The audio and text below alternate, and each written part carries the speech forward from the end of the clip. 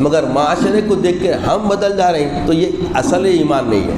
ایمان کی حلاوت ہم تک نہیں ملی، ہم تک ہمارے سینے میں جانگوزی نہیں ہوئی، مزے لذت ایمانی سے ہم آشنا نہیں ہوئے، اسی لیے تردد کا شکار ہو رہے ہیں۔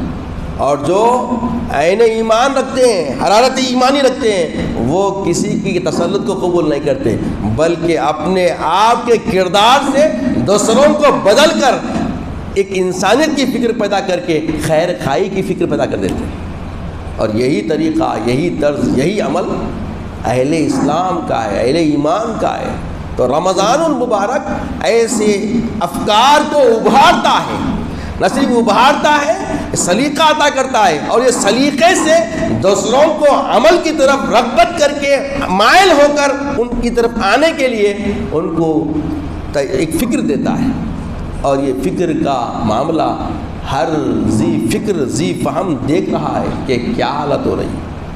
تو یہ افطار پارٹی کرنا عیب داری نہیں ہے۔ ہاں، کچھ لوگ افطار پارٹی کے نام سے غیر اخلاقی، ایمان سے مخالف فکر کی طرف جا کے ایسے کچھ کام انجام دے دیتے ہیں، اس سے بچنا چاہیے۔ ہر خیر کے کام میں چھپا ہوا شر ہوتا نہیں ہوتا، اس سے انکار ہے کسی کو؟ ہاں